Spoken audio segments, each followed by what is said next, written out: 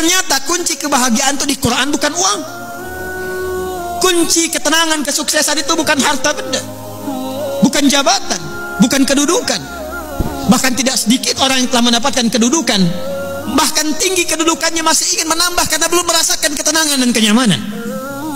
Bukankah Anda perhatikan orang-orang yang terlibat, terjebak dalam korupsi itu, perbuatan-perbuatan mungkar itu? Bukankah kalau diperhatikan hartanya sudah melimpah, kedudukannya kadang-kadang sudah tinggi? Apa yang menyebabkan mereka bersikap demikian? Karena ada satu bagian dalam kehidupan yang belum dirasakan kenikmatannya. Kata Allah, kunci untuk meraihnya adalah takwa. Anda yang ingin mendapatkan tambahan pengetahuan yang sekarang tengah belajar, pelajarkah, mahasiswakah? Ternyata kuncinya bukan sekedar bakat kepintaran. Quran surah kedua Al-Baqarah di akhir ayat 282. Wattaqullaha wa yu'allimukumullah. Kamu tingkatkan takwamu kepada Allah, kata Allah, aku tambahkan dan ajarkan kepadamu tambahan pengetahuan. Kunci kebahagiaan ternyata bukan harta, bukan kedudukan. Quran surah kedua Al-Baqarah di akhir ayat 189. Wattaqullaha la'allakum tuflihun. Tingkatkan takwamu kepada Allah, kata Allah, aku tanamkan kebahagiaan di setiap etape kehidupanmu. Rumah tangga bahagia, pekerjaan bahagia, kehidupan sosial bahagia. Hadirin, bukankah yang punya harta adalah Allah? Bukankah yang punya ilmu adalah Allah? Bukankah yang punya kebahagiaan adalah Allah? Tapi menariknya, kita tahu, kita menyadari yang punya ilmu Allah, yang punya harta Allah, yang punya kebahagiaan Allah. Tapi kita yang mengatakan itu semua adalah milik Allah, jauh dari Allah. Bagaimana semua itu bisa diraih? Bukankah hukum mengatakan orang yang dekat dengan seseorang yang punya kapasitas akan punya akses mendapatkan kemudahan dari kapasitas yang dia miliki?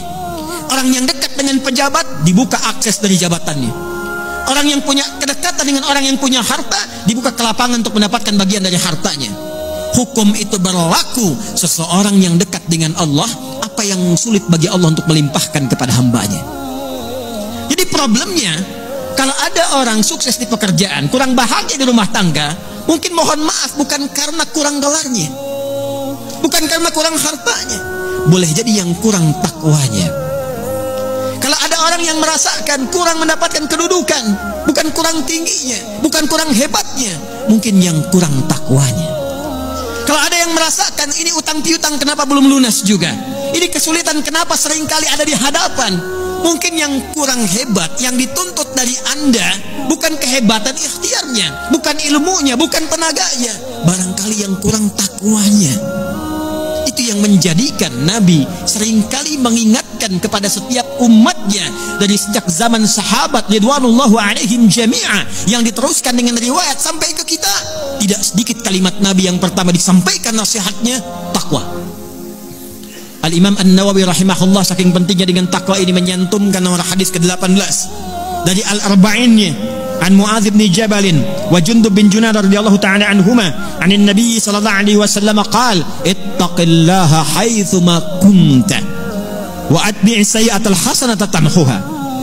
Bahkan kata Nabi, kalau Anda ingin jadi orang baik, orang hebat, orang yang mudah didambakan di setiap keadaan, bertakwalah kepada Allah. Ketika takwanya meningkat, keburukannya Allah tutupi, kebaikannya nampak. Siapa yang tidak senang dengan orang baik? Kalau dia pejabat, dia akan menjadi pejabat yang baik. Kalau dia hartawan, dia akan menggunakan hartanya pada kebaikan. Kalau dia ilmuwan, dia akan kreasikan ilmunya pada kemaslahatan. Jadi siapapun yang mampu meningkatkan takwa, kata Nabi, Allah akan rubah pribadi itu menjadi pribadi yang lebih baik dan bermaslahat dengan takwanya dalam kehidupan.